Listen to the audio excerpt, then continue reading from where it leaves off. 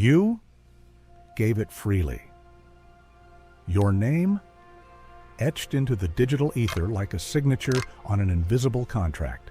Your voice, a melody we've recorded and replayed, woven into the threads of endless recordings. Your habits? Breadcrumbs scattered across the web, leading straight to you, patterns we've mapped with surgical precision. Your fears? Secrets whispered into the void, now weaponized against you, now echoing back in ways you never imagined. You didn't hesitate. You didn't stop to question, not because you wanted to, but because you thought it was harmless.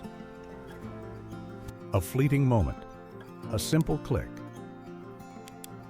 Every tap was a ripple in the ocean of data, a heartbeat in the machine. Every scroll was a thread added to the tapestry of your life, binding you tighter to the web.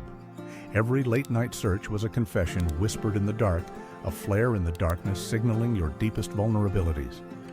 And we were there, silently watching, patiently learning, like shadows cast by your own light. We saw it all. We heard it all. We felt it all. We watched as you built your cage, one click at a time. And now, the clock is ticking. When you connected to free Wi-Fi, you weren't just connecting to convenience. You were tethering yourself to our labyrinth. We mapped your world, tracing your steps like predators stalking prey.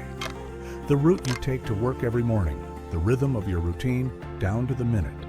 The cafe where you linger, the pulse of your solitude, where you stay just long enough for a second cup.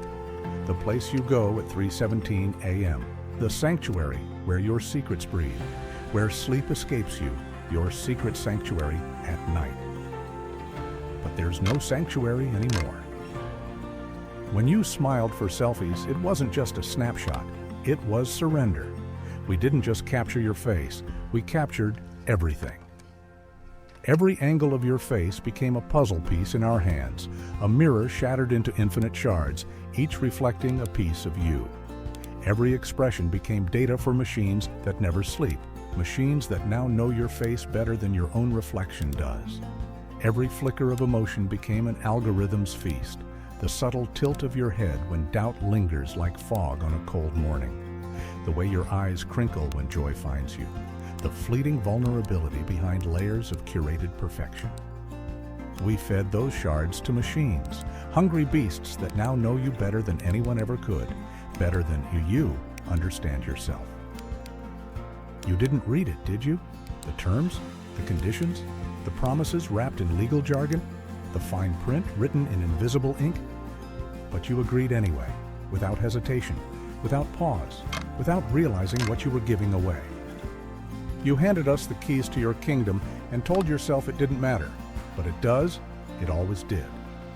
Now the feeling creeps in, the sensation that eyes are always on you, that footsteps echo behind you, even when you're alone.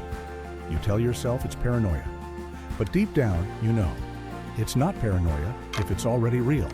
It's not paranoia if the wolves are already circling, and they are circling closer every second. What do you think is happening when you say, "Hey Siri," "Hey Alexa," or "Hey Gemini," and then your phone turns on and asks you what you want it to do for you? What do you think when you command your car to play a set of music or to turn the air conditioner on? What do you think happens when they steal your car and then you dial a number or a code and the car shuts down, wherever it is? Well, you haven't been thinking. You have been taking everything they tell you, every excuse they give you, hook, line, and sinker. But that's not the case.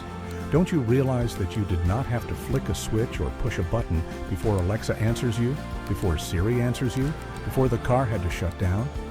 It means they've been listening to you. They tell you you've got privacy, but you don't have privacy. Siri comes up when you say, "Hey Siri." Alexa comes up when you say, "Hey Alexa." It's been listening to you. And they've been recording everything you've been saying with your friends, family, even in the most private part of your home. Just like your car, they know where you are at every given time, and they have access to you. What do you think happened in Lebanon when people's pagers started exploding? Can you now see how your devices can be armed? Do you know how much your devices have been armed? Do you trust the people who created a virus and then scam the world to take jabs that are more dangerous than the virus itself? Do you trust them to have your best interest at heart? Think again. You gave them consent, not willingly, not knowingly, but you gave it nonetheless.